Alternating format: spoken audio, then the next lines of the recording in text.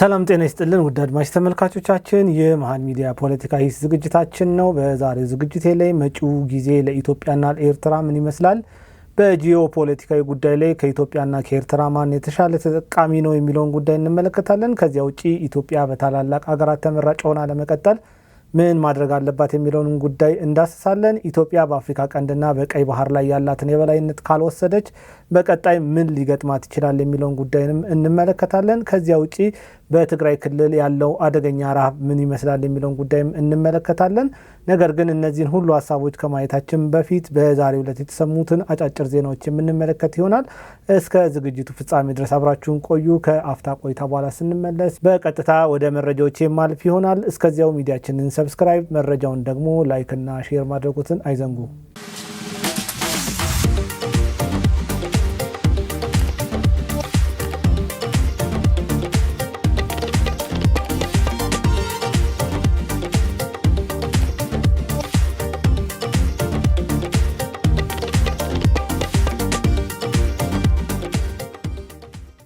ወደ መጀመሪያው መረጃ ሳልፍ የሀገር መከላከያ አቅም ከህዝባዊ ደጀንነት ጋር አቀናጅቶ በመጠቀም ረገድ ስኬታማ ስራዎችን እያከናወነ የሚገኘው የ10ኛው እዝ ካራማራ ክፍለ ጦር ከሀገር ሽማግሌዎችና ከአካባቢዎች አመራሮች ጋር በመቀናጀት ባከናወነው ብርቱ የሰላም ጥረት ራሱን ጥቁር አንበሳ ክፍለ ጦር ብሎ የሚጠራውን ቡድን በእነሱ አሳይም የብርጌድ አዛዥን ጨምሮ 17 አባላትን በሰላም ለሰራዊቱ እጃቸውን መስጠታቸውን ገልጿል ማለት ነው። እነዚህ የቡድን አባላት ከማክሰኝት እስከ ሚካኤል ደብርና ደጎማ ደስ መርየም ባሉ ቀጠናዎች ሲንቀሳቀሱ የነበሩ ሲሆን እጃቸውን ሲሰጡም መትረየስ፣ ክላሽንኮፍና የቃታ መሳሪያዎችንም አስረክበዋል ማለት ነው። የመከታ ኮር አዛዥ ብርጋዴር ጀነራል አዘዘው መኮንን የካራማራ ክፍለ ጦር አመራሮች ከባለ ድርሻ አካላት ጋር በመሆን ያላንዳች ጥይት ተኩስ የጠላትን የስበት ማዕከል ለማፈራረስ በሄዱበት መንገድ ውጤታማ ስራ መስራታቸውን ገልጿል ማለት ነው። ይህ የተቀናጀ የሰላም ኦፕሬሽን የሰው ህይወትን ሳይጠፋና ንብረት ሳይወድም የጥፋት ኃይሉን አቅም በማዳከም ረገድ ትልቅ ድል መሆኑን አዛዡ በአንክሮ ገልጸዋል ማለት ነው። ወደ ቀጣዩ መረጃ ሳልፍ በጋምቤላ ክልል በአንድ ቀን ውስጥ ብቻ 47 ሰዎች መገደላቸው ተገልጿል ማለት ነው። የድንበር የለሽ ሐኪሞች ቡድን ከ100 በላይ በጦር መሳሪያ የቆሰሉ ሰዎችን እያከመ እንደሚገኝም አስታውቋል። በጋምቤላ ክልል በተቀሰቀሰው ግጭት በአንድ ቀን ውስጥ ብቻ ቢያንስ 47 ሰዎች መገደላቸው ተገልጿል። ትናንትና ታህሳስ 15 ቀን 2018 ዓ.ም በክልሉ ኢታንግ ልዩ ወረዳ ታርፓም ንዑስ ከተማ በተፈጸመ ጥቃት ቢያንስ 47 ሰዎች መገደላቸውን የአካባቢው ምንጮች ተናግረዋል ማለት ነው። ስማቸው እንዳይጠቀስ የፈለጉ አንድ የጤና ባለሙያ እንደተናገሩት ከሆነ ይህ ቁጥር በመጀመሪያ ደረጃ መረጃ ላይ የተመሰረተ በመሆኑ የሟቾች ቁጥር ከዚህም ሊያሻቅብ ይችላል ብለዋል ማለት ነው። ድንበር የለሽ ሐኪሞች ቡድን በበኩሉ ትናንትና ታህሳስ 15 2018 ዓ.ም ባወጣው መግለጫ በጋምቤላ ክልል ያለው ግጭት ከትናንትና ማለዳ ጀምሮ መጠናከሩን ተቋሙ በአንድ ወቅት ብቻ ከ100 በላይ በጦር መሳሪያ የቆሰሉ ሰዎችን መቀበሉን አስታውቆ ግጭቱ የሚቀጥል ከሆነ በሚቀጥሉት ቀናት ተጨማሪ ተጎጂዎች ሊመጡ እንደሚችሉም እንግዲህ አስታውቋል ማለት ነው። ወደ ቀጣይ መረጃ ሳልፍ የትግራይን ጉዳይ የምንመለከት ይሆናል። በትግራይ ሰሜናዊ ምዕራብ ዞን አስገደ ወረዳ እንደ ስላሴ ሽረ ከተማ አቅራቢያ የምትገኝ አንዲት ህጻስ ተብላ የምትጠራ ቦታ ላይ ከደም አፋሳሹ የትግራይ ጦርነት በኋላ ለሰው ልጆች የማይገባ ይህ ነው ተብሎ የማይነገር ረሃብ ተከስቷል። በዚህ ረሃብ ምክንያት በርካታ እናቶች፣ አባቶችና ህጻናት በከፍተኛ ችግር ውስጥ ይገኛሉ ተብሏል። በመጠለያ ጣቢያው 16000 ተፈናቃዮችም እንዳሉ ተሰምቷል። ከነዚህ 16000 ተፈናቃዮች መካከል 1700ዎቹ አስቸኳይ እርዳታን የማያገኙ ከሆነ በቀጣይ ቀናት ህይወታቸው አደጋ ላይ እንደሆነም ተገልጿል ማለት ነው። እንግዲህ በትግራይ ክልል የተከሰተውን ረሃብ የትኛውም አካል ለፖለቲካ ሊሰራበት አይገባም። ይህ የጋራ ውርደታችን ነው። የሰው ልጅ ሲርበው ማየት እጅግ ቀፋፊ ነገር ቢኖር ሰው ልጅ ተርቦ ማየት ነው። ማናችንም በዚህ ልንጠየቅ ይገባል። ደረጃ በደረጃ ሊሰማን ይገባል። ሰውን አስርቦ የሚቀርብለትን እርዳታ ቀንሶ ፖለቲካ መስራት ተገቢ አይደለም። ሰው በገዛ ወገኑ ላይ በዚህን ያክል መጨከን ያሳፍራል። የተዋጋልን ከሞት ያተረፈን ልጆቹን ገብሮ ህይወት የሰጠን ህዝብ እንዲራብ መተው ያማል። አንዳንዴ ከረሃብ ጦርነት ይሻላል። ረሃብ ጊዜ አይሰጥም። በእርግጥ ሁለቱም መጥፎ ነገሮች ቢሆኑም ረሃብ ግን እጅጉን ይከፋል። በእነዚህ ወገኖች ፎቶ አሁንም ፖለቲካ መስራት እጅግ አሳፋሪ ነገር ነው። ይህንን ፖለቲካ መስራት ትተን ልንደርስላቸው ነው ይገባል። እዚህ ቦታ ላይ ያለው ችግር የጋራ ችግራችን ነው። የጋራ የታሪካችን ጠባሳ ነው የሚሆነው። ይህ ለመላው ኢትዮጵያውያን የከፋ ጊዜ ነው። ልንደርስላቸው ልንረባረብላቸው ይገባል። እልፍ ሰዎችን አስርቦ ለጦርነት መዘጋጀት፣ መሳሪያን መግዛት እጅግ በጣም አሳፋሪ ነገር ነው። ለስልጣን መረባረብ እጅግ አሳፋሪ ነገር ነው። እነዚህ ምስኪኖች በአንድ ወቅት የራሳቸው ቤት፣ የራሳቸው ንብረት፣ የራሳቸው ገንዘብ፣ የራሳቸው ሀብት የነበራቸው ናቸው። ባለትዳር የነበሩ ልጆች የነበራቸው ሰዎች ናቸው። ዛሬ ላይ ግን ሁሉም ነገራቸውን አጥተዋል። በጦርነት ምክንያት የራሳቸው ቤት ፈርሶባቸዋል። ንብረታቸውን አጥተዋል። ሁሉ ነገራቸውን አጥተው በአስከፊው ጦርነት ጎጆአቸው ፈርሶ ሀብት ንብረታቸውን፣ ልጆቻቸውን፣ ሚስቶቻቸውን፣ ባሎቻቸውን በሞት አጥተው ይገኛሉ። ያ ብቻ አይደለም፣ አካላቸውንም አጥተው መንቀሳቀስ አቅቷቸው ይሆናል። ስለዚህ በዚህ ሁሉ ተደራራቢ ችግር ውስጥ የሚገኙትን እነዚህ ችግርተኞችን መርዳት ነው የሚገባን እንጂ ተጨማሪ ረሃብ ልንሆንባቸው አይገባም። ተጨማሪ ችግር ልንሆንባቸው አይገባም። ፎቶ እያነሳን በእነሱ ላይ ፖለቲካ መስራት የለብንም። የእውነት ልንረዳቸው ይገባል። በነዛ ሁሉ መከራ ውስጥ አልፈው ዛሬ በሌላ ረሃብ ውስጥ ሲገኙ ልባችን በሐዘን ሊሰበር ይገባል። ይሄ የጋራ ህመማችን ነው፣ የጋራ ስብረታችን ነው። ሊያመን ሊሰማን ይገባል። ይህ በትግራይ ብቻ ሳይሆን በየትኛውም የኢትዮጵያ መሬቶች ላይ ይገኛል። እንደዚህ አይነት ችግሮች አሉ። በየትኛውም የኢትዮጵያ መሬት ላይ ያሉ ሰዎች ሲራቡ ሲጠሙ በነሱ ፖለቲካ ስንሰራ እጅግ ያሳፍራል። እዚህ ጋር እከሌ ነው ይሄንን ያጠፋው እከሌ ነው ያጠፋው ለመባባል ሳይሆን መጀመሪያ እነዚህ ሰዎች ከገቡበት ረሃብ ልናወጣቸው ይገባል። ግዴታችን ነው። ኢትዮጵያዊነት መረዳዳት ስንል ቆይተናል። ዛሬ ልንደርስላቸው ይገባል። እጆቻችንን እየጠበቁ ነው።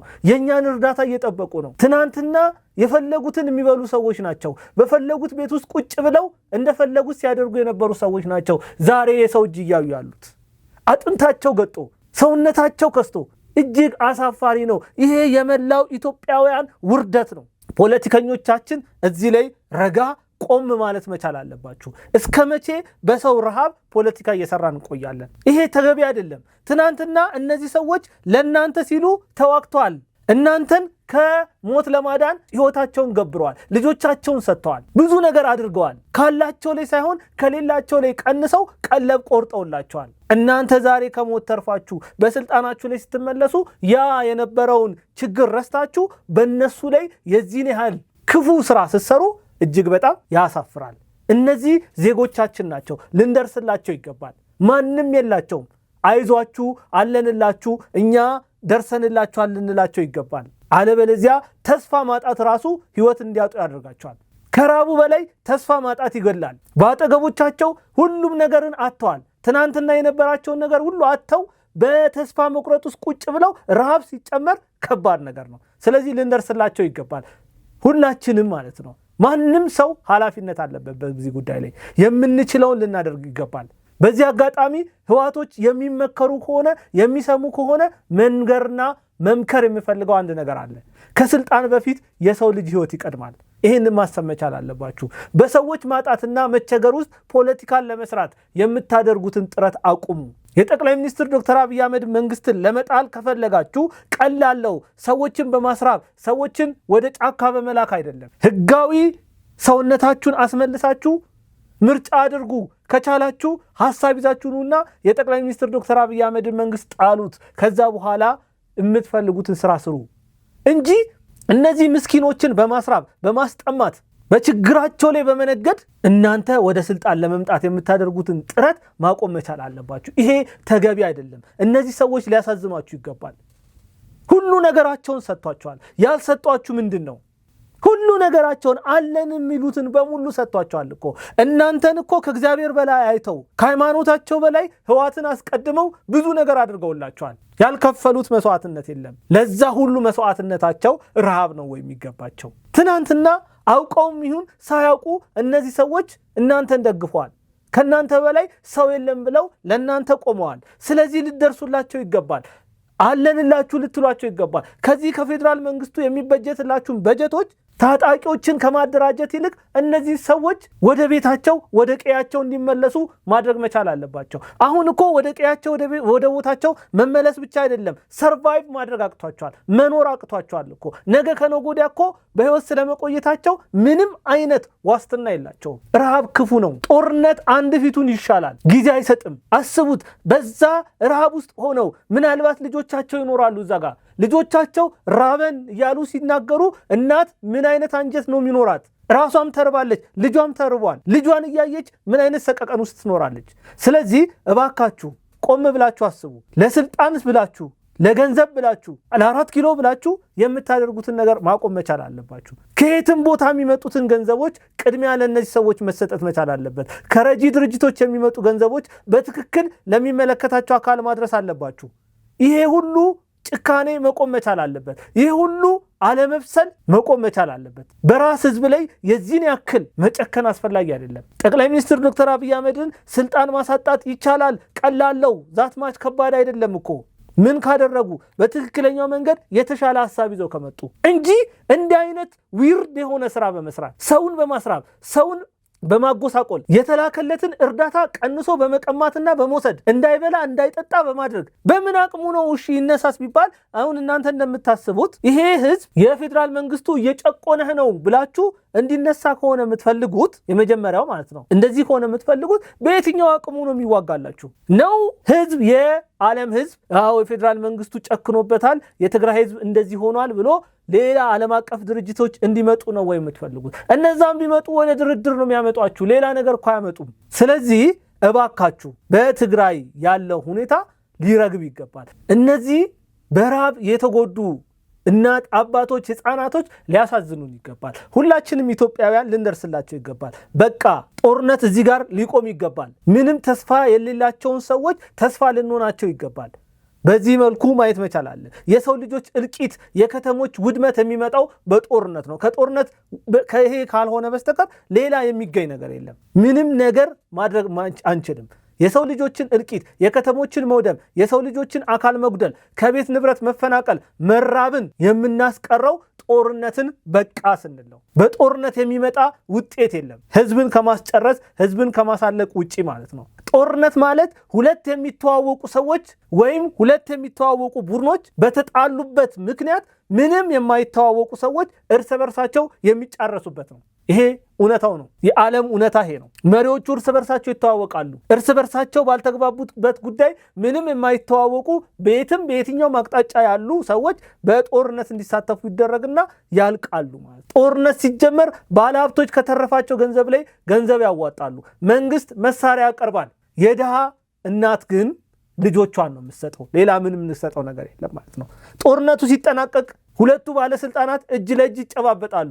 መስማማት ይፈጠራል። ግድ ነው። ጦርነት ሁልጊዜም በስምምነት ነው የሚያልቀው። አንድ አሸናፊ ብዙ ጊዜ አይኖርም። ከዛስ ባለሀብቶች በተረፋቸው ገንዘብ መኖራቸውን ህይወታቸውን ይቀጥላሉ። ምስኪን እናቶች ግን የልጆቻቸው መቃብር ላይ ሄደው ቁጭ ብለው ያለቅሳሉ፣ ልጆቻቸውን አጥተው ማለት ነው። ገሚሱ ደግሞ በረሃብና በችግር ይጎሳቆላል። ያ ብቻ አይደለም። በጦርነት ያልሞተው አካሉን አጥቶ ደግሞ የመጣው ወጣት መኖር አቅቶት ለማኝ ሆኖ ይቀራል። ስለዚህ ጦርነት ለማንም አይተርፍም። ጦርነት ለማንም አይጠቅምም። በትግራይ ያለው ሁኔታ እጅግ አሳዛኝ ጉዳይ ነው ያለው። አደይ በጣም ተርባለች። አባቶች ተርበዋል። ልንደርስላቸው ይገባል። እኛ ኢትዮጵያውያን ማለት ነው። አሁን ላይ ሁሉም ታጣቂዎች ሰከን ማለት አለባችሁ። በትግራይም ያላችሁ፣ በአማራ ክልልም ያላችሁ፣ በኦሮሚያም ክልል ያላችሁ ታጣቂዎች ለማን ነው የምንዋጋው የሚል ነገር ማሰብ መቻል አለባችሁ። ህዝቡ እያለቀ፣ ህዝቡ በረሃብ እየሞተ፣ ህዝቡ የማይድንበት ደረጃ እየደረሰ ለማን ነው የምትዋጉት? መሳሪያ ይዞ ጫካ ለጫካ መዞር ምንም ጥቅም የለውም። ህዝቡን ከመከራም ማናድነው ከሆነ እናትና አባቶቻችንን ከስቃይ የማናድናቸው ከሆነ የኛ ጫካ መግባት ስቃይ ይዞ የሚመጣ ከሆነ መቆም መቻል አለብን። ቆም ብለን ማሰብ መቻል አለብን። ምንድነው ቀጣዩ እቅዳችን? እንዴት አድርገን ነው ከገባንበት መከራ ልንወጣ የምንችለው ብለን መተሳሰብ መቻል አለብን። ይሄ ካልሆነ እጅግ በጣም ከባድ ነው። ለበርካታ ዓመታት ስንዋጋ ቆይተናል። ለበርካታ ዓመታት ኢትዮጵያ በጦርነት ያሳለፈችው ምን አገኘች ነው? ምንም እኮ ያገኘችው ነገር የለም። የዓለም ኋላ ቀር ከመባል ውጪ ምንም አላተረፍንም። የዓለም ጭራ ከመሆን ውጪ ምንም አላተረፍንም። 3000 ዓመት ታሪክ አለን፣ 5000 ዓመት ታሪክ አለን ብንልም ከማንም ኋላ ነው የቀረነው። ትናንትና 200-300 ዓመት የሆናቸው ሀገራት ከኛ በላይ ሆነዋል። እኛ በጦርነት ነው ደቀን ያለቅነው። ምንድነው ያተረፍነው? ከጦርነት ምንም ያገኘነው ነገር የለም። ቆም ብለን ማሰብ መቻል አለብን። ለማኝ ከመሆን ውጪ ያተረፍነው ነገር የለም። አስቡት፣ እነዚህ ሰዎች እኮ በረሃብ እንደዚህ አይነት ችግር ውስጥ ከመግባታቸው በፊት ትናንትና ሰላም የነበረ ኑሮ ነበር የሚኖሩት። ከልጆቻቸው ጋር ይስቁ ነበረ፣ ከወዳጆቻቸው ጋር ይጫወቱ ነበረ፣ ከጎረቤቶቻቸው ጋር ሰላምታን ይለዋወጡ ነበር። ዛሬ ግን አቅማቸው ደረቅ መሬት ላይ ተኝተው አጥንታቸው ገጦ አካላቸው ደቆ አልቆ ውጭውን ከዛሬ ነገ ፈጣሪ የሆነ ሰው ይልክልኛል ብለው በተስፋ ውስጥ ነው ያሉት። ይሄ ከባድ ህመም ነው። ያማል። የማይመጣ ሰው መጠበቅ ልንደርስላቸው ይገባል። አሁን አለንላችሁ ልንላቸው ይገባል። 5 ዓመት ሙሉ 25 ኪሎ ስንዴ እየተሰጣቸው ከዛ ላይ ለማስፈጨት ደግሞ 105 ብር እየተጠየቁ ምንም የሌለው ሰው ከባድ ነው። ልንደርስላቸው ይገባል። የሰው ልጅ በረሃብ ሲያልቅ በምግብ እጦት ሲገላታ ከማየት በላይ ስቃይ የለም። ስለዚህ እንዲህ አይነት ችግር ውስጥ ተመልሰን መግባት መቻል የለብንም። በትግራይ ብቻ አይደለም፣ በሌላ ክልል ውስጥ ያሉትንም ሰዎች ልናያቸው፣ ልንደርስላቸው፣ ልንጎበኛቸው ይገባል። እነዚህ ሰዎች ምግብ ብቻ አይደለም አሁን የሚፈልጉት፣ ሰላም ይፈልጋሉ፣ የህዝብ ፍቅር ይፈልጋሉ። ሰላም ስላጡ፣ የህዝብ ፍቅር ስላጡ እየተጎዱ ነው። ከሞት በላይ እየሞቱ ነው ያሉት። ረሃቡ ከሚጨርሳቸው በላይ ተስፋ ማጣት እየጨረሳቸው ነው። ሰው አይዞ አለንልህ፣ መጣንልህ፣ ደረስንልህ ሲባል የሚሰማው እረፍት አለ። ስለዚህ ሁላችንም ኢትዮጵያውያን ችግሮቻችንን በቤታችን አቅፈን ለእነዚህ ሰዎች ግን ልንደርስላቸው ይገባል። በረሃብ እየተሰቃዩ ነው ያሉ። ረሃብ ከሚጎዳው በላይም የተስፋ ማጣትም እየጎዳቸው እንዳለ ማሰብ መቻል አለባችሁ። አደይ እርቧታል፣ በዚህ ሰዓት ተቸግራለች፣ ተጠምታለች። ልንደርስላት ይገባል። እነዚህ እናቶች በአንድ ወቅት ወደ ትግራይ በሰላሙ ወቅት ብንሄድ ኑሮ ያላቸውን አውጥተው አብልተው አጠጥተው መርቀው የሚሸኙን ሰዎች ናቸው። እነዚህ የትግራይ እናቶች ለትግራይ እናት ይሄ አይገባትም።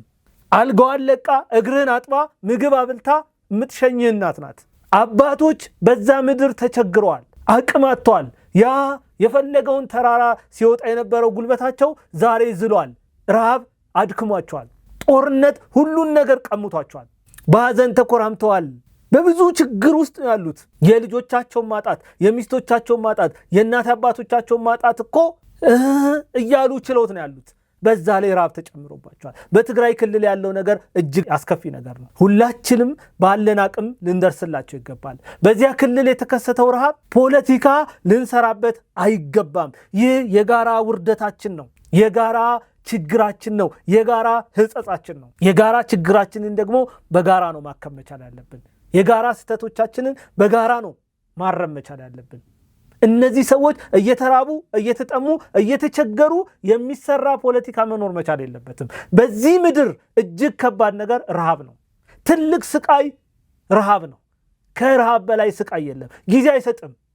ዝቅ ያደርጋል፣ ያዋርዳል፣ የሰው እጅ እንድታይ ያደርጋል። ምግብ እንደሚያገኙ እያሰቡ መራብና ምግብ እንደማያገኙ እያሰቡ መራብ እኩል አይደለም። የረሃቡ ስሜት ምግብ እነዚህ ሰዎች እንደሚያገኙ አይደለም በአሁኑ ሰዓት እየተሰማቸው ያሉት፣ እንደማያገኙ ሞታቸውን እያሰቡ ነው እየተራቡ ያሉት። ስለዚህ ልንደርስላቸው ይገባል። በቃ የማንም ችግር ይሁን፣ አሁን ችግሩ ለጊዜው እንተው። ህዋት ነው ችግሩ፣ እንትና ነው ችግሩ መፎካከሩና ከሌላ ችግሩን መለጠፉ እንተውና ለእነዚህ ሰዎች እንድረስላቸው። በቃ ኢትዮጵያዊነት ያ ነው። በችግሮቻቸው ላይ እኛ መሳቅ የለብንም፣ መሳለቅ የለብንም። በችግሮቻቸው ላይ እኛ ድራማ ሰርተን ገንዘብ መስራት የለብንም። በቃ የእውነት ልንረዳቸው የሚገባ ሰዎች ቢኖሩ እነዚህ ሰዎች ናቸው። ተስፋቸውን አጥተዋል። ምንም አይነት ነገር በዙሪያቸው የለም። ነጋቸውን ይኑሩ አይኑሩ አያውቁም። ተስፋቸው ምን እንደሆነ ራሱ ግራ ገብቷቸው ያሉ ሰዎች ናቸው። ስለዚህ ልንደርስላቸው ይገባል። በዛ ስደተኛ ካምፕ ውስጥ ያሉ ትግራዋይ እናቶች፣ ትናንትና አብልተው አጠጥተው የሚሸኙን እናቶች ዛሬ የሰው እጅ እያዩ ነው፣ ድረሱልን እያሉ ነው። ለእነዚህ ሰዎች ልንደርስላቸው ይገባል። በተለያየ በኢትዮጵያ መሬት ውስጥ ያሉ ሌሎች ረሃብተኞችንም ስደተኞችንም ተጎሳቁለው ከቤት ንብረታቸው ተፈናቅለው በየቦታው ያሉ ሰዎችን ልንደርስላቸው ይገባል። ይሄ እጅግ በጣም አስፈላጊ ጉዳይ ነው። በእነዚህ ሰዎች ረሃብ ላይ ፖለቲካ መስራት አያስፈልግም። እከሌ ነው ጥፋተኛው ጥፋተኛውን በኋላ እንደርስበታለን። አስቸኳይ ጉዳዩ የነሱ ረሃብ ነው። ለነሱ ረሃብ እንድረስላቸው። ከዛ ውጪ ታዋቂ ሰዎች፣ ሰውን ማስተባበር የምትችሉ ቲክቶከሮች፣ ባለሀብቶች ለትግራይ ህዝብ ልንደርስላቸው ይገባል። ሰውን ማነሳሳት መቻል አለባችሁ። በዚህ ውስጥ ደግሞ ገንዘብ ለመስራት የምታስቡ ሰዎች በችግሮቻቸው ላይ ድራማ ሰርታችሁ ገንዘብን ለመስራት የምታስቡ ሰዎች ደግሞ ማቆም መቻል አለባችሁ። ይሄ አስፈላጊ አይደለም። ገንዘብ እርዳታ አሰባስባችሁ ለኪሳችሁ ለማድረግ የምታስቡ አንዳንድ ትክክል ያልሆነ እሳቤ ያላችሁ ሰዎች ልትኖሩ ትችላላችሁ። ይሄ መቆም መቻል አለበት። አሁን ላይ ምንም ይሁን ምንም በቃ ለነዚህ ሰዎች ልንደርስላቸው ይገባል። ትናንትና የነዚህ ሰዎች ልጆች ምናልባትም ሚስቶቻቸውን አሊያም ባሎቻቸውን ጦርነቱ ቀምቷቸዋል። ብቻቸውን ተስፋ በማጣት ውስጥ ነው ያሉት። ከዛ ሀዘን ሳያገግሙ ነው ይሄ ራብ የደረሰባቸው። ልንደርስላቸው ልንታደጋቸው ይገባል። ሁላችንም ኢትዮጵያውያን ልንተጋገዝ ይገባል። ኢትዮጵያውያን መረዳዳት እንችልበታለን። የሚከብደን ነገር አይደለም። አንድ ከሆንን ማድረግ እንችላለን።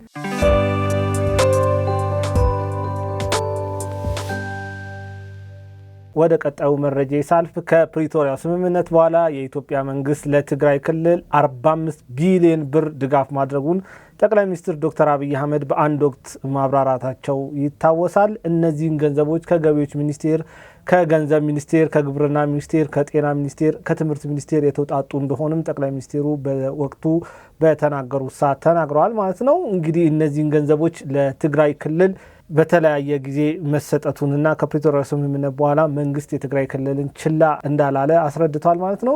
ጠቅላይ ሚኒስትሩ ወደ ስልጣን እንደመጡ አካባቢ የትግራይ በጀት 10 ቢሊዮን ብር አካባቢ እንደነበረ ተናግረዋል። ይሄ እርዳታ እንግዲህ የትግራይን በጀት 3 እና 4 እጥፍ ይበልጣል ማለት ነው ብለዋል። እንግዲህ ጠቅላይ ሚኒስትሩ ዶክተር አብይ አህመድ ይህንን በተመለከተ የተዘጋጀ ቪዲዮ አለ። እሱን ተከታትለን እንመለስና ከዛ ወደሚቀጥለው መረጃ የማልፍ ይሆናል ማለት ነው። ከፕሪቶሪያ ስምምነት በኋላ በካሽ 45 ቢሊዮን ብር በቁሳቁስ ደግሞ በመኪና በኮምፒውተር በመናምን ደግሞ 19 ቢሊዮን ብር ረድተናል። ደምሩት። የምትጠራጠሩ ካላችሁ ኮሚቴ አቋቁሙ። በእያንዳንዱ ትራንዛክሽን ምን ያክል ገንዘብ ትግራይ እንደላከን ይሄ ኮሚቴ ራሱ ሊያስበው ይችላል። ችግር የለውም። 45 ቢሊዮን ነው ካሽ የሰጠነው። በምን በገንዘብ ሚኒስቴር 24 ቢሊዮን፣ በዶላር 4.2 ሚሊዮን የገንዘብ ሚኒስቴር ብቻ፣ የግብርና ሚኒስቴር 627 ሚሊዮን፣ በዶላር 1.2 ሚሊዮን፣ ገቢዎች 4 ቢሊዮን፣ ከተማና መሰረተ ልማት 1 ቢሊዮን ብርና 7 ሚሊዮን ዶላር፣ ጤና ሚኒስቴር 450 ሚሊዮን፣ ትምህርት 1 ቢሊዮን እና 27 ሚሊዮን ዶላር። ከዚያ በላይ ገንዘብ በካሽ ተሰጥቷል። ይሄ በበጀት የሚታሰብ ከሆነ በድሮ ሂሳብ ቢሆን የትግራይ አንድ ዓመት በጀት እዚህ አይደርስም። እኔ ስመጣ 10 ቢሊዮን አይሞላም የትግራይ በጀት። ተሞክሯል። በገንዘብም ይሁን በሚኒስትሮች ይሁን በክልል ይሁን ተሞክሯል። በቂ ነው ወይ? አይደለም። ከዚህ በላይ ብዙ ማድረግ አለብን። ብዙ እንዳናደርግ ያደረገን ጉዳይ ግን አጠቃላይ ኢትዮጵያ ያላት አቅም እንጂ የፍላጎት ጉዳይ አይደለም። እንግዲህ ውድ አድማጭ ተመልካቾቼ ተመልሼ መጥቻለሁ። ወደ ቀጣዩ መረጃ ሳልፍ በአማራ ክልል ቀን ብልጽግና ማታ ደግሞ ፋኖ ሆኖ የሚያገለግሉ ታላላቅ አመራሮች መኖራቸውን እጃቸውን ለመንግስት የሰጡ የፋኖ ታጣቂዎች በዛሬው ዕለት ተናግረዋል። እንደ እነዚህ ታጣቂዎች ገለጻ ከሆነ እኛ እጃችንን ለመንግስት እንድንሰጥ በፍጹም አይፈለግም። እኛ እጃችንን በመስጠታችንም ደስተኛ ያልሆኑ የአማራ ክልል ከፍተኛ አመራሮች አሉ። ምክንያቱም ደስተኛ ያልሆኑበት ምክንያት ሚስጥራቸውን እንዳናወጣባቸው ሰክተው ነው ሲሉ ተደምጠዋል። በዚህ ጉዳይም የተዘጋጀ ቪዲዮ አለ። እሱን ተከታትለን እንመለሳለን። ከዚያ መረጃ የሚሰጥ ሰው ሚስጥሩ ስለሚወጣበት እንዲመጣ የማይፈልግ አመራር አለ። እዚህ በመምጣታችን የከፉ አመራር አለ። ደስተኛ የሆነ አመራር ግን አለ።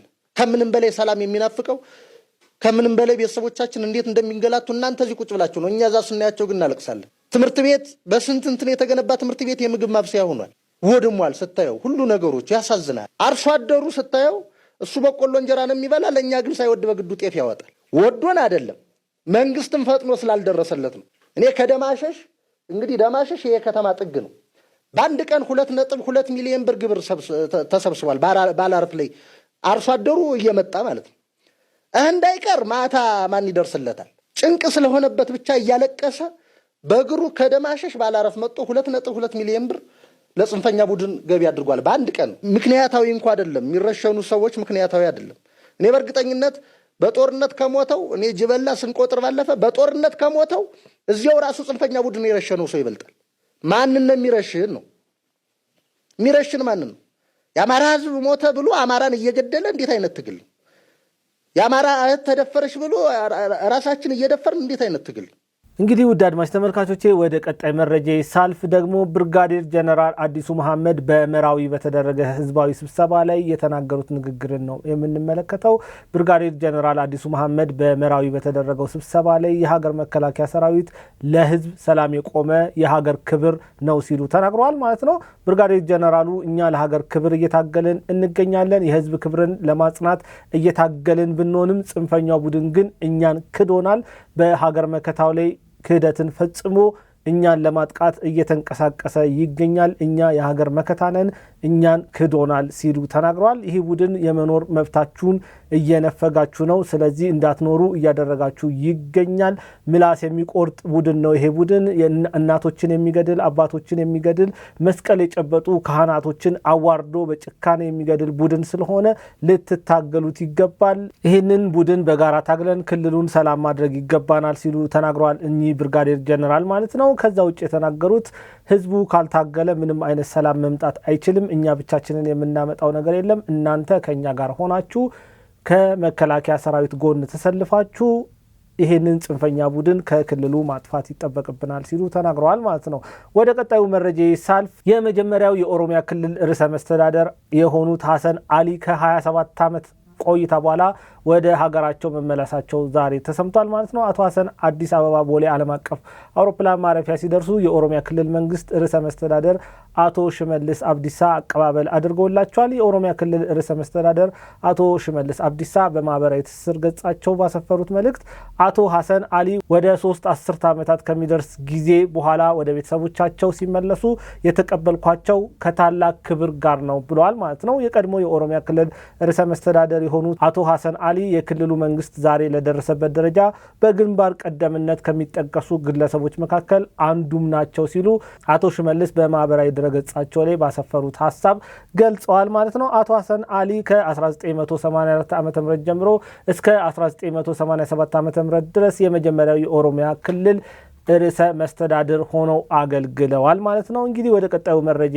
ሳልፍ የሚያገኘው ከ300 ሺህ በላይ የቀይ ባህር አፋር በኢሳያስ አፈወርቂ መፈናቀላቸውን የሚገልጽ መረጃ ነው የሚሆነው። እንግዲህ በቀይ ባህር አካባቢ የሚኖሩ ከ300 ሺህ በላይ የአፋር ህዝብ በኤርትራ መንግስት አማካኝነት መፈናቀላቸውን የቀይ ባህር አፋር ዲሞክራሲያዊ ድርጅት አስታውቋል ማለት ነው።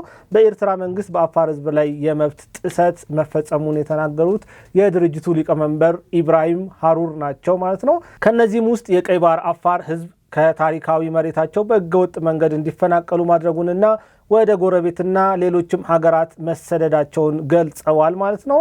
እንግዲህ እኚህ ሰው ካነሱት ሌላኛው ሀሳብ መካከል አንደኛው የሆነው ከተፈናቀሉትን ባሻገር በቋንቋቸው እንዳይማሩ ማድረግን ጨምሮ የቀይ ባህር አፋር ህዝብን ማንነትና ባህል የማጥፋት ስራ መሰራቱንም አንስተዋል ማለት ነው። ብዙ ወጣቶች፣ ሴቶችና አቅመ ደካሞች እንደሚሰደዱ ያነሱት ሊቀመንበሩ ካሉበት አካባቢ ሆን ተብለው ለቀው እንዲወጡ ለማድረግ ምንም አይነት የልማት ስራ አለመኖሩም ተገልጿል ማለት ነው። እንግዲህ ከዛ ውጪ እኚህ ሰው የተናገሩት ድርጅቱ በትናንትናው ዕለት በሰጠው መግለጫ በኤርትራ መንግስት የዘር ማጥፋት ወንጀልን ጨምሮ ተፈጽሟል ላላቸው ሌሎች የመብት ጥሰቶች ለአፍሪካ ህዝባዊና ሰብአዊ መብቶች ኮሚሽን ያቀረብነው ክስን አስመልክቶ ኮሚሽኑ በ60 ቀናት ውስጥ መልስ እንዲሰጥበት ለማድረግ ለኤርትራ መላኩን ገልጸዋል ማለት ነው። እንግዲህ ወደ ቀጣዩ መረጃ ሳልፍ በትግራይ ከጦርነቱ በኋላ መንግስት $1 ቢሊዮን በላይ ለኢንፍራስትራክቸር መጠገኛ እንዳወጣ ተናግሯል። ከዚህ ውስጥም መንግስት የትግራይ ክልልን ለመርዳት በሄደበት መንገድ ሁሉ እንቅፋት የሚሆነው የህወሓት ባለስልጣናቶች እንደሆኑም ተናግሯል። ህዝቡን ለማያልቅ መከራ እየዳረጉት ይገኛሉ። እኛ በምንሄድበት መንገድ ሁሉ ከፊት በመምጣት እንቅፋት እየሆኑ ይገኛሉ። የትግራይ ህዝብ እንዲረዳም አይፈልጉ። እኛ በትግራይ ከፍተኛ ስራዎችን ለመስራት ትልልቅ ጥረት አድርገናል ሲሉ ጠቅላይ ሚኒስትር ዶክተር አብይ አህመድ በአንድ ወቅት ተናግሯል። እሱን በተመለከተ የተዘጋጀ ቪዲዮ አለ። እሱን ተከታትለን እንመለሳለን። ህዝባችን ጉዳት ላይ ነው ያለው። የዚህ ሁሉ ጉዳት መነሻ ኢሪስፖንሲብል የሆነው ኃይል ቢሆንም ገፈቱን ምስኪኑ ህዝብ ነው እየቀመሰ ያለው። ይህ ህዝብ 1.8 ሚሊዮን ህዝብ በሴፍቲኔት እየኖረ ተጨማሪ ዕዳ አይገባውም ነበር። ለትግራይ ህዝብ ጦርነት ግጭት አይገባውም። የትግራይ ህዝብ የትዊተር ኮንሰርን አይበላም፣ ስንዴ ነው ይበላው። ማምጣት ይፈልጋል፣ ተጨባጭ ማገዝ ይፈልጋል። ያልተገደበ አክሰስ ካልተከፈተ ተባለ። እሺ ከፈትን ካልን በኋላ እንደምታዩት በትዊተር ኮንሰርን አያስፈልግም፣ በተግባር ማገዝ ነው ያስፈልገው። 70% መሸፈን ብቻ ሳይሆን የኢትዮጵያ መንግስት ከኦፕሬሽን በኋላ ከ40 ቢሊዮን ብር ወጪ አውጥቷል። ከ1 ቢሊዮን ዶላር ያላነሰ ገንዘብ አውጥቷል። ቴሌኮም ተቆራርጧል፣ በየቦታው ስንጠግን፣ መብራት ተቆራርጧል ስንጠግን፣ ኤርፖርት ፈርሷል ስንጠግን፣ መንገድ ፈራርሷል ስንጠግን፣ የውሃ የጤና የትምህርት ስንጠግን ከ1 ቢሊዮን ዶላር ላይ አውጥተናል። ያመረትነው ምርት ወስደናል። ያ ባይሆን ኖሮ እዚህ የሚያጋጥመን ኢንፍሌሽን የተወሰነ ማኔጅም እናደርግ ነበር። እኛ ኢንቨስት እናደርጋለን፣ ሰዎች በኮንሰርን ይጨነቃሉ ለህዝባችን በትዊተር በቴክስት። ከዚህም ደግሞ ብሶ አልማጭ ከመዶሻው ይጋጭ እንደሚባለው ከጠፋው ጥፋት በላይ አሁንም ደግሞ እንደ ልባችን ተንቀሳቅሰን ሰው እንዳንረዳ የተቸገሩ ሰዎች እንዳናግዝ የዚሁ ርዝራዥ አካል በከፍተኛ ደረጃ እንቅፋት ይፈጥራል። ውድ አድማጭ ተመልካቾቻችን ለዛሬ የነበሩን አጫጭር ዜናዎች እነዚህን ይመስላሉ። ከአፍታ ቆይታ በኋላ ስንመለስ ወደ ዋናው አጀንዳዎቼ ማለፍ ይሆናል። ሚዲያ አራተኛ መንግስት መሆኑ ግልጽ ነው። ሚዲያ ለማስባል ታዲያ ነገሮችን በመሀል እኩሌታ የሚመለከት ሚዲያ መሆን ለተአማኒነት ወሳኝነት አለው። በኢትዮጵያና ለኢትዮጵያ የጀርባ አጥንት የሆነው ጀግናው መከላከያ ሰራዊት የማይደራደረው መሀል ሚዲያ ጊዜና ቦታ ሳይገድበው የቀጥታ ስርጭት፣ ጥልቅ ትንታኔ፣ ሚዲያ ዲስከሽን፣ ጅማትና ፖለቲካዊ ሂስ በተሰኙ ይዘቶቹ እውነት ላይ ተመስርቶ እውነትን እየዳሰሰ ወደ እናንተ ሲያቀርብላችሁ ቆይቷል። ታዲያ አሁን ከያዛቸው ይዘቶቹን በማስፋት የእናንተን የተመልካቾቹን ፍላጎት ለማርካት በአዲስ አቀራረብ ወደ እናንተ ለመድረስ ዝግጅቱን አጠናቋል። መሀል ሚዲያን ሰብስክራይብ በማድረግ የአዲሱን ራዕይ ተካፋይ ይሁኑ። መሀል ሚዲያ አውደ እውነት። እንግዲህ ውድ አድማጭ ተመልካቾቻችን ወደ ዋናው አጀንዳ ስመለስ መጪው ጊዜ ለኢትዮጵያና ለኤርትራ ምን ይመስላል የሚለውን ጉዳይ በደንብ እናየዋለን ማለት ነው። መጪው ጊዜ ለኢትዮጵያ እጅግ አስገራሚ ብርሃን የሚታይበት ወቅት እንደሆነ ብዙ ማሳያዎች አሉ። ኢትዮጵያ እየሄደችበት ያለው መንገድ የወደፊት እጣ ፋንታዋን ቁልጭ አድርጎ የሚያሳይ ነው። ከዚያ ውጪ በትክክለኛ ጎዳና ላይ ትገኛለች ኢትዮጵያ ማለት ነው። ከኢትዮጵያ ጋር እሰጥ አገባ የገባችው ኤርትራ ደግሞ በተቃራኒው ነገሮች ሁሉ ጨልመውባት ግራ እየሆኑባት ይገኛሉ። በዚህ ምስራቅ አፍሪካ በተለይም ደግሞ በአፍሪካ ቀንድ ያለው አስተዳደፍ ለየቅል በሆነበት በዚህ ሰዓት ኢትዮጵያ ነገሮች ወደፊት የሚሉላት ብርሃን ይዞ የሚመጣላት አስተላለፍ ውስጥ እንደሆነች ያስታውቃል። እስቲ አሁን ላይ በአፍሪካ ቀንድ ያለውን አስተላለፍ እንመልከትና የኢትዮጵያ መንገድ ብርሃን ነው ወይ የሚለውን እንመለከታለን። ብርሃን የሞላበት ነው ወይ፣ ትክክለኛው መንገድ ላይ ናት ወይ የሚለውን ለማየት እንሞክራለን። በአፍሪካ ቀንድ ውስጥ የሚገኙ ሀገራት ብዛት በአሁኑ ሰዓት 4 ናቸው። እነሱም ኢትዮጵያ፣ ሶማሊያ፣ ጅቡቲና ኤርትራ ናቸው።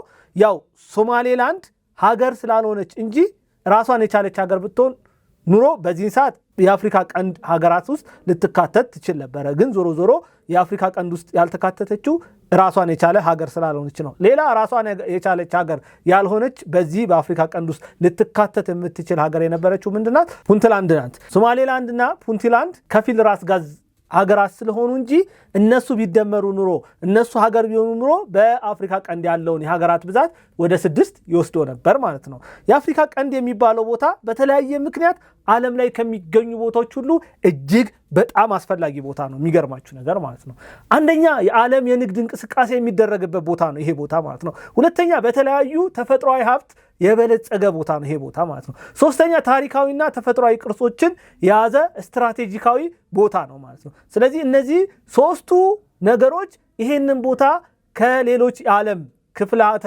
ሀገራት የተለየ ቦታ እንዲሆን ያደርገዋል ማለት ነው። ታላላቅ የዓለም ሀገራት በዚህ ቦታ ላይ የየራሳቸውን የጦር መንደር እየገነቡ ሲሆን በዚህ ቦታ ላይ ይህንን ማድረግ ያስፈልጋቸው ይሄ ቦታ እጅግ በጣም አስፈላጊ ስለሆነ ነው። የዓለም ኢኮኖሚ የሚሾፈርበት ቦታ ስለሆነ ነው። ከዚያ ውጪ ይሄ ቦታ ሱዳን፣ ኬንያና ሳውት ሱዳን የሚያዋስኑት ስፍራ ነው። ይሄ ቦታ በተጨማሪ ለቀይ ባህርና ለገልፍ ኦፍ ኤደን እንዲሁም ለህንድ ውቅያኖስን እነዚህ ሶስቱም ቦታ ደግሞ የሚያዋስን ቦታ ነው። በዓለም ላይ 7 አህጉራት አሉ። ይሄ ሁላችንም የምናውቀው ነው። ከነዚህ አህጉራት መካከል በትልቅነቱ አንደኛ የሆነውን እስያ፣ ሁለተኛ የሆነውን አፍሪካ እና በአምስተኛ ደረጃ ላይ የሚገኘውን አውሮፓ የሚያገናኝ ስፍራ ነው ይሄ ቦታ ማለት ነው። እነዚህ 3 አህጉራት ተደምረው የምድርን 90.7 ሚሊዮን ስኩዌር ሜትር ይሸፍናሉ። እነዚህ 3ቱ ቦታዎች ማለት ነው። እነዚህ ይሄንን ትልቅ ስፍራ የሚያገናኘው ይሄ ቦታ ነው ማለት ነው። አስቡት፣ ይሄ ቦታ በዓለም ከሚገኙ G20 ሀገራት መካከል 14ቱ ሀገራት የሚገኙት በአፍሪካ፣ በአውሮፓና በእስያ ነው። ስለዚህ አፍሪካን፣ አውሮፓን፣ እስያን የሚያገናኘው ይሄ ቦታ ከ20 ከበለጸጉ ሀገራት 14ቱን ይዟል ማለት ነው። በዓለም ታላላቅ የሚባሉ ሀገራትን ነው የሚያገናኘው ይሄ ቦታ። ቀላል ቦታ አይደለም። ይሄ ቦታ ትልቅ ጥቅም ያለው ቦታ ነው። ኢትዮጵያ በዚህ አስፈላጊ ቦታ ላይ ቅርብ ሆና እንደመገኘቷ ከሌሎች በዚህ ቦታ ላይ ከሚገኙ ሀገራት በተሻለ መልኩ ትልቅ ሀገር እንደመሆኗ መጠን የዓለምን ትኩረት የምትስብ ሀገር ናት።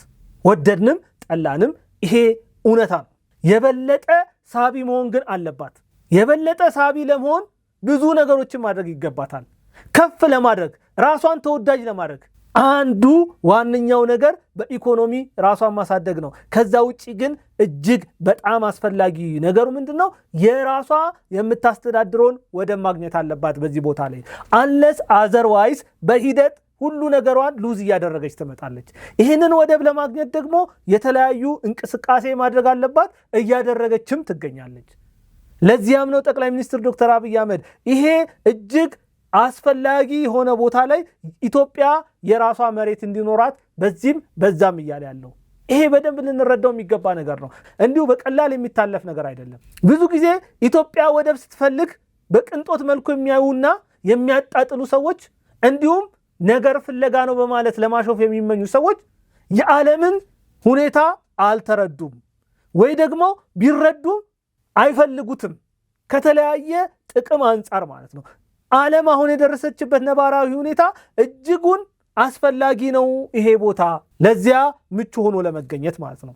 አሁን ላይ ኢትዮጵያ ለባህር በር የምትከፍለው ገንዘብ ብቻ አይደለም ሊያሳስበን የሚገባው። ነገ ከነገ ወዲያ እዚህ ቦታ ላይ የባህር በር ያላቸው ሀገራት ከኢትዮጵያ ይልቅ ተመራጭ እየሆኑ እንዳይመጡ መስጋት መቻል አለብን። ምክንያቱም እነዚህ ሀገራት በብዙ ነገር ምቹ ሆነው ከቀረቡ ሌሎች ሀገራት ከነዚህ ሀገራት ጋር ይሰራሉ። ኢትዮጵያ ተመራጭ ትሆናለች። ለዚያም ነው በዛ ቦታ ላይ ሊኖረን የሚገባው ማለት ነው። ምናልባትም ኢትዮጵያ ተመራጭነቷ እየቀነሰ እንዳይሄድ ማድረግ የሚገባት ነገር በትክክለኛው ቦታ ላይ መገኘት ነው።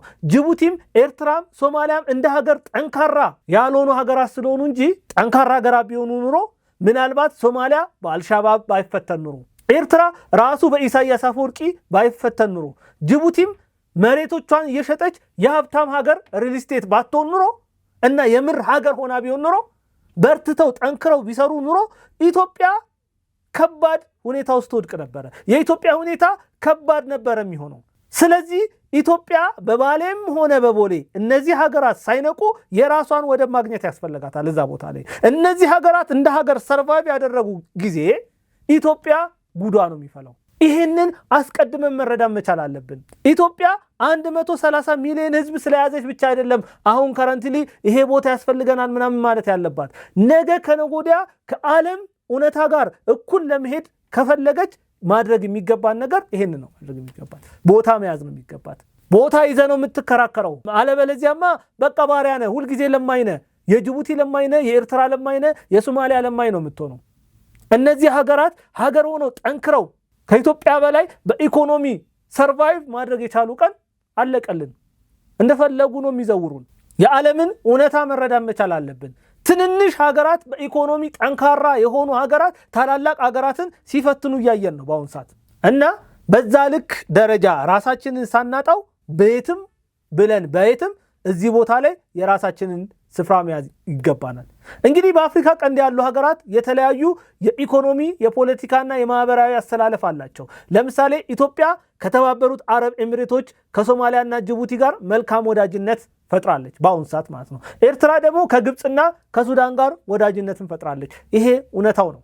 ኢትዮጵያ ከሶማሌላንድ ወደብ ለመውሰድ መጠየቋን ስንመለከት አንዳንድ ነገሮችን የቀየሩ ይመስላሉ። በወቅቱ ይሄ ጥያቄ እንደመጣ የሶማሊያው መሪ ምን አድርገው ነበረ? የግብፁ መሪ ወደ ሶማሊያ እንዲመጡ ጋብዘው ነበረ።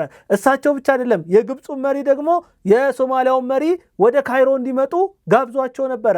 አንዳንድ ግንኙነቶች ተፈጥሮ ነበረ ኢትዮጵያ ያንን ጥያቄ በመጠየቋ። ነገር ግን እዚህ ጋር ጠቅላይ ሚኒስትር ዶክተር አብይ አህመድ የሰራው ትልቅ ስራ አለ።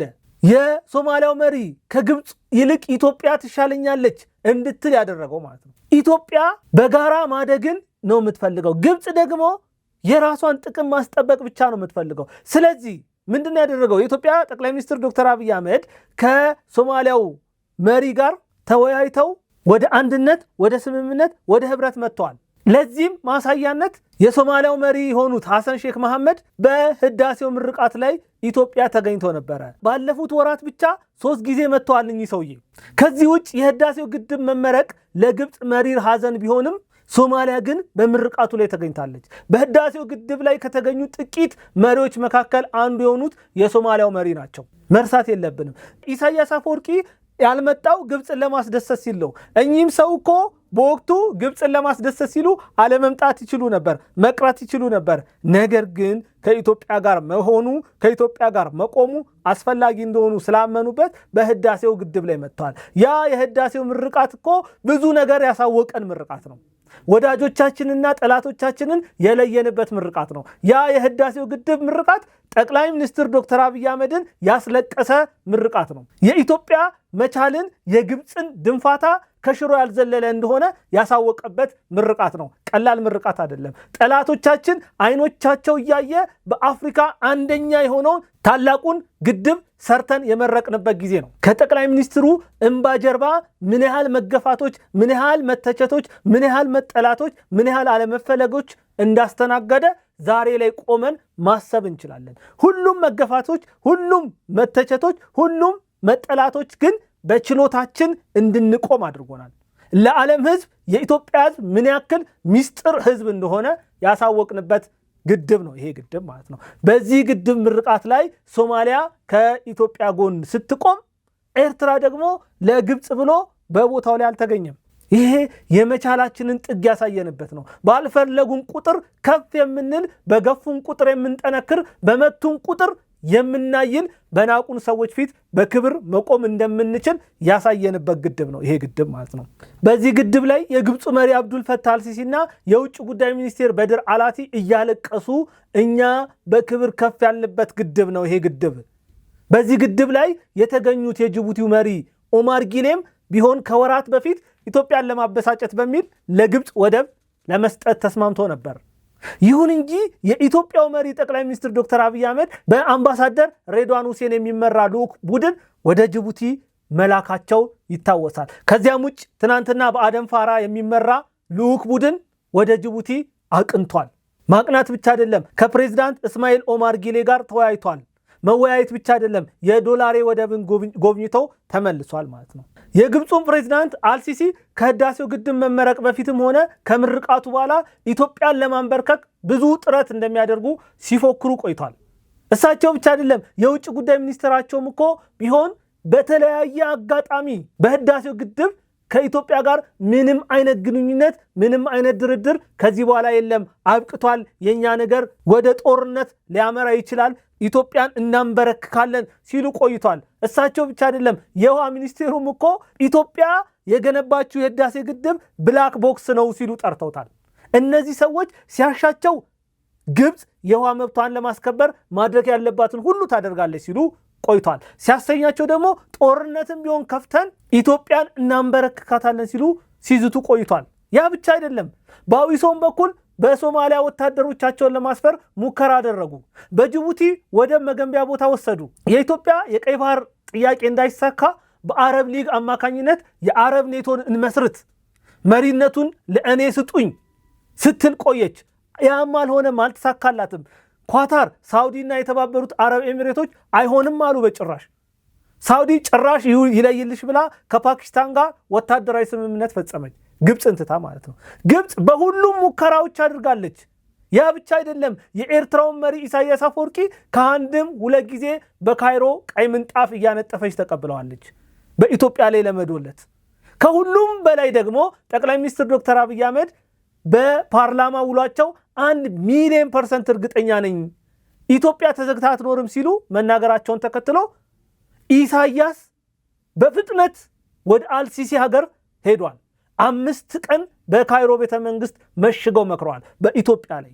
ይሁን እንጂ ኢሳያስ አፈወርቂ ከ5ቱ ቀናት ቆይታ ውስጥ በአንደኛው ቀን ግን ስህተት ሰራ።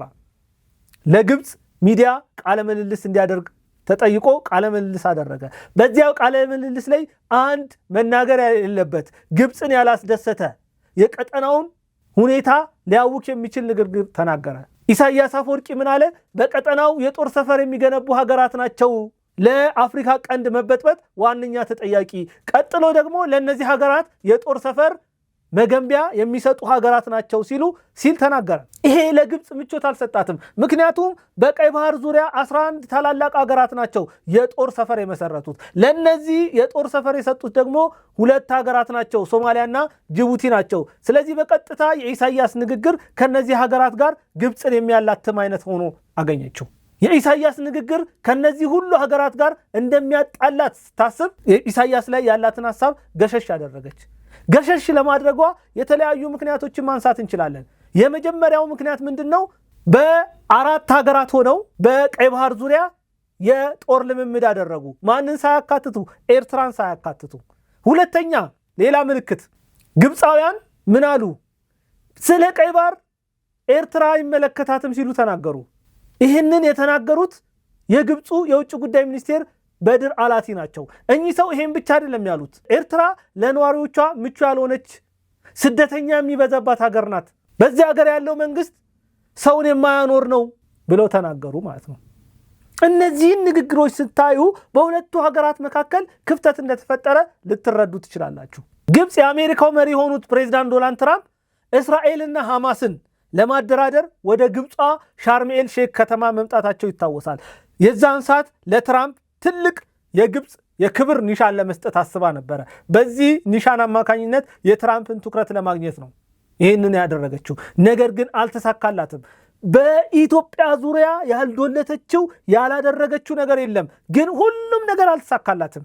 ይቺ ሀገር በህዳሴው ግድብ ዙሪያ ስትደነፋ ብትቆይም ነገሩ እንዳላማራ ስትረዳ ግን ትናንትና ምን አለች? ከኢትዮጵያ ወንድሞቼ ጋር ምንም አይነት ችግር የለብኝም፣ በአባይ ወንዝ አጠቃቀም ዙሪያ ከኢትዮጵያ ጋር ያለኝን ልዩነት የጋራ ተጠቃሚነትን ባረጋገጠ መልኩ አሳሪ ውል በማሰር መስማማት እፈልጋለሁ፣ ወደ ድርድር መመለስ እፈልጋለሁ አለች። አልደራደርም ስትል ነበረ። አልደራደርም ያለችው እኮ እነዚያን ሁሉ ተንኮሎችን ልታደርግ ነበረ። ግን በሄደችባቸው ተንኮሎች ሁሉ ምንም አልተሳካላትም። ዘን ምንድነው የመጣችው? ወደ ኢትዮጵያ ሐሳብ መጣች። እደራደራለሁ። ግን እደራደራለሁ ውስጥ አንድ ሐሳብ አንስታለች፣ አሳሪ ውል ይደረግልኝ የሚል ማለት ነው። ይሄ ትንሽ ቆም ብሎ ማሰብ የሚጠብቅ ነገር ነው። ግብፅ ከዚህ ሁሉ ድንፋታ በኋላ ለምን እንደዚህ ለዘበች ብሎ ማሰብ መቻል አለብን። ምናልባት ያኔ የቀኝ ግዛት ውል እንደማያዋጣት ተረርታ ነው ወደዚህ ሐሳብ የመጣችው። ነገር ግን ቆም ብለን ማሰብ ያለብን እንደዛ ስትደነፋ የነበረች ሀገር እንዲሁ በቀላሉ ትለዝባለች ብሎ ማሰብ የለብንም። አሁን የምንፈልገው ፊርማ ነው ቢሉም መጠንቀቅ ያሻል። የዓለም ታላላቅ ሀገራት በታዛቢነት በሚቀመጡበት ቦታ ነው ውል ኢትዮጵያን ለማስፈረም የምትፈልገው ይች ሀገር። ስለዚህ እዚህ ላይ ጠንቀቅ ማለት ያስፈልጋል። የኢትዮጵያ መንግስት እጅግ በጣም ጠንቃቃ ነው። አይኖ አውቃለሁ፣ በደንብ እረዳለሁ። ግን የግብፅ ተንኮል ደግሞ ለዘመናት የኖረችበት እንደሆነ መረሳት የለበትም። ምናልባት የቃላት አፈታት በአውዱም ይሁን ከአውድ ውጭ እንዲፈታ አድርጋ ኢትዮጵያን እስረኛ ልታደርግ ትችላለች። ስለዚህ መጠንቀቅ መቻል አለበት። እያንዳንዱ ውሎች ላይ የኢትዮጵያን ከፍታ የሚያስጠብቁ ስለመሆናቸው እያንዳንዱ ቃላት ኢትዮጵያን ለዘመናት የሚያሻግሩ፣ ኢትዮጵያ በዘመናት ሂደት ውስጥ ለአባይ ባሪያ ማትሆንበት መሆኑን መረጋገጥ መቻል አለበት። ያንን ከግምት ማስገባት መቻል አለበት። እነዚህ ሰዎች ዛሬ ባይሆንም ከ10 ከ15 ከ20 ከ30 ዓመት በኋላ ኢትዮጵያን ባሪያ ሊያደርግ የሚችል አንቀጽ ሊያስገቡ ይችላሉ፣ ቃል ሊያስገቡ ይችላሉ። በዛን ያክል ደረጃ ጥንቃቄ አድርገን ለዛሬ አይደለም ለሚቀጥሉት 3 4 5 ሺህ ዘመናት ታስቦ በእያንዳንዷ ነገር ላይ በእያንዳንዷ ነጥብ ላይ ጥንቃቄ ተደርጎ ነው ፊርማ መፈረም ካለበት መፈረም ያለበት። አይነው አቃለው የኢትዮጵያ መንግስት እጅግ በጣም ጠንቃቃ ነው። ለኢትዮጵያ ሲል ብዙ ነገሮችን ያደርጋል። ነገር ግን ግብጾች ሴራን የኖሩበት ነው፣ የተወለዱበት ነው፣ ጥርሳቸውን የነቀሉበት ነው። ስለዚህ በዚህ በናይል ወንዝ ዝም ብለው አይለቁንም። ይሄንን መረዳት መቻል አለብን። ይሄንን ዝም ብለው በማይለቁን ነገሮች ላይ ትናንትና በቀኝ ግዛት ውል የነበረ ውል ስለሆነ እኛ ስላልተዋዋልን ብለን እንደፈለግን አፈረስ ነው። ዛሬ ግን ዓለም ታላላቅ መንግስታት ባሉበት ነው የምንፈርመው። ልጆቻችን እንኳን መቀየር የልጅ ልጆቻችን እንኳን መቀየር የማይችሉት ውል ልታስፈርመን ስለምትችል እኛ በደንብ መጠንቀቅ መቻል አለብን ማለት ነው። ይህንን አድርገን በጥንቃቄ እያንዳንዷን ነገር ካደረግን ኢትዮጵያ በዚህ ጉዳይ ላይና በሌሎች ጉዳይ መጪዋ ጊዜ ብሩህ ነው የሚሆነው። የኤርትራ ደግሞ ጨለማ እንደሚሆን ያሳያል። ነገሮች በደንብ ክፍት አድርገን ስንረዳ እንደዛ ነው የሚሆነው ማለት ነው። እስቲ ተጨማሪ ሀሳቦች በዚህ ጉዳይ ላይ ልበላችሁና ሀሳቤን ልጠቅልለው ማለት ነው። አንደኛ ግብፅና ኢሳያስ በሱዳን ያለው ግጭት እንዲያባራ አይፈልጉም። የመጀመሪያ ማለት ነው። ከአልቡርሃን ጎን በመቆም የተለያዩ ወታደራዊ ድጋፎችን እያደረጉ ይገኛሉ። በዚህ ግጭት ውስጥ ህወሓት ሳይቀር ሳምሪ የሚባል ቡድን አሰማርቶ እየተሳተፈ ይገኛል። በሱዳን ያለውን አለመረጋጋት ለኢትዮጵያ ብዙ ችግሮችን ይዞ የሚመጣ ስለሆነ ይሄ በሱዳን ያለው የእርስ በርስ ግጭት እንዲራዘም ይፈልጋሉ እነዚህ ሁለት ሀገራት። በሱዳን ያሉ ወገኖቻችን ሞት፣ በየዕለቱ የሚሞቱት ህፃናት በጥይት ብቻ ሳይሆን በረሃብ ጭምር እያለቁ ያሉ ሰዎች ለግብፅና ለኢሳያስ በረከት ነው ተደርጎ የሚወሰዱት። ስለዚህ እንዲቆም አይፈልጉም። ከአልቡርሃን ጎን ተሰልፈው ሱዳን ያለውን ትኩሳት ማጋጋል ነው የሚፈልጉት። ግብፅና ኤርትራ ለህወሓትና ለፋኖ የመሳሪያ ድጋፍ የሚያደርጉት ለአልቡርሃን ከሚመጣው ላይ በመቀነስ ነው። ስለዚህ ይሄ ነገር ካልቆመ ኢትዮጵያ ሰላሟን አታገኝም። በዚህ ጉዳይ ላይ ደግሞ አሜሪካን ጣልቃ ገብታለች። በዚህ ጥቂት ቀናት ውስጥ እንደውም ቃል በቃል በሚቀጥሉት 2 ሳምንታት ውስጥ ሁለቱ ኃይላት የተኩስ አቁም ስምምነት እንዲያደርጉ ጥብቅ ትዕዛዝ አስቀምጣለች አሜሪካን ማለት ነው። ለዚያም ስራ እየሰራው ይገኛለሁ የሚልም ሐሳብ አንስታለች። ይሄ ደግሞ የኤርትራና የግብፅን እንዲሁም የሳውዲ ሌሎችም የተባበሩት አረብ ኤሚሬቶች እንዲሁም የኢራንን እጅ ከሱዳን ለመቁረጥ ይጠቅማል። ከሱዳን እነዚህ እጆች ተቆረጡ ማለት የሱዳን ሰላም መሆን ኢትዮጵያ ውስጥ ሰላም ያመጣል። ምክንያቱም ህወሓትም ፋኖም የሚረዳቸው አካል ያጣሉ ማለት ነው። ይሄ ደግሞ ለኢትዮጵያ መጪው ጊዜ ብሩህ እንደሚሆን የሚያሳይ አንደኛው ነገር ነው ማለት። ሁለተኛው የሶማሊያው ፕሬዝዳንት ሐሰን ሼክ መሐመድ እና ጠቅላይ ሚኒስትር ዶክተር አብይ አህመድ ተደጋጋሚ ግንኙነቶችን እያደረጉ ይገኛሉ። በሶማሊያ የኢትዮጵያ አምባሳደር የሆኑት አምባሳደር ሱሌማን ዴደፎና የሶማሊያ ውጭ ጉዳይ ሚኒስቴር እና የዓለም አቀፍ ትብብር ሚኒስቴር በሞቃዲሾ በከፍተኛ ደረጃ ተወያይቷል። ይህንን ውይይት እንዲያደርጉ መንገድ የከፈተው የጠቅላይ ሚኒስትር ዶክተር አብይ አህመድ እና የፕሬዝዳንት ሐሰን ሼክ ግንኙነት ነው። በውይይቱም ሁለቱ ሀገራት ስትራቴጂካዊ አጋር ለመሆን የሚያስችላቸውን ውይይት አድርገዋል። ይሄ የግብፅ ራስ ምታት ነው። የኢሳያስን ልብ ድካም የሚያፋጥን ነው። ኢትዮጵያ በዚህ ውጤት እያመጣች ትገኛለች። ሄዶ ሄዶ ኢሳያስ መንበርከኩ አይቀርም፣ መውደቁም አይቀርም።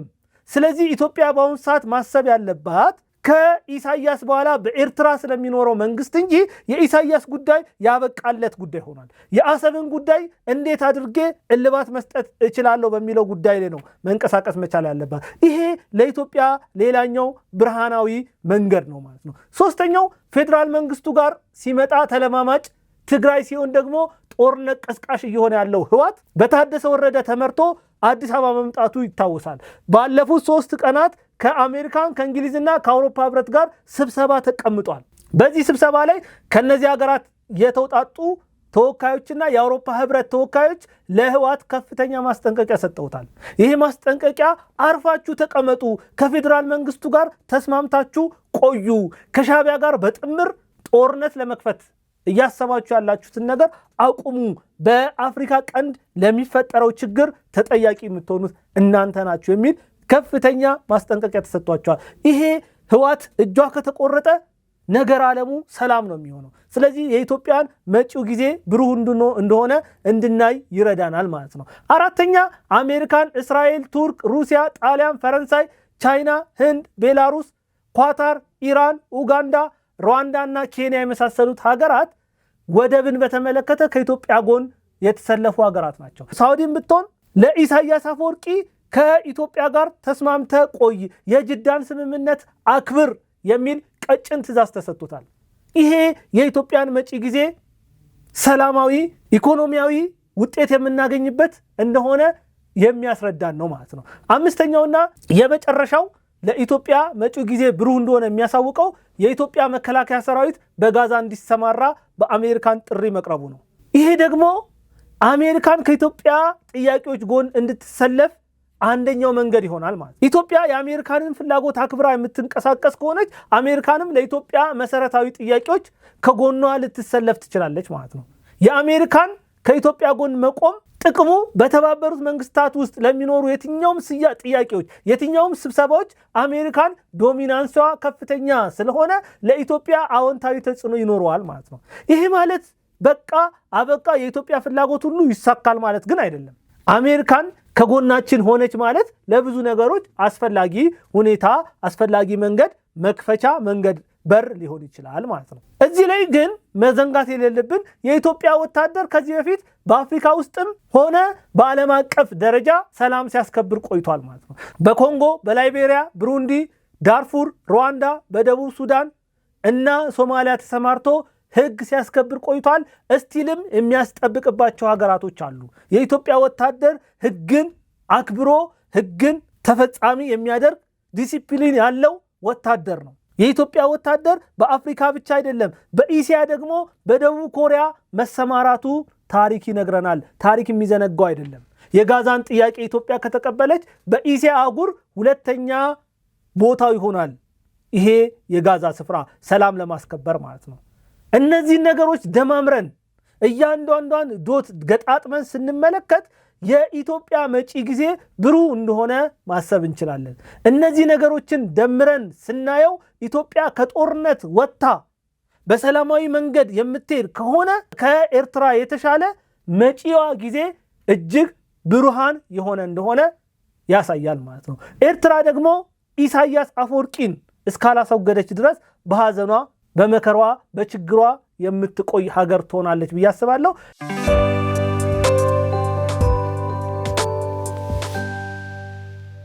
ለዛሬ የነበረኝ ፕሮግራም ይሄንን ይመስላል። በእኔ በኩል አበቃው። መልካም ጊዜ ይሁንላችሁ።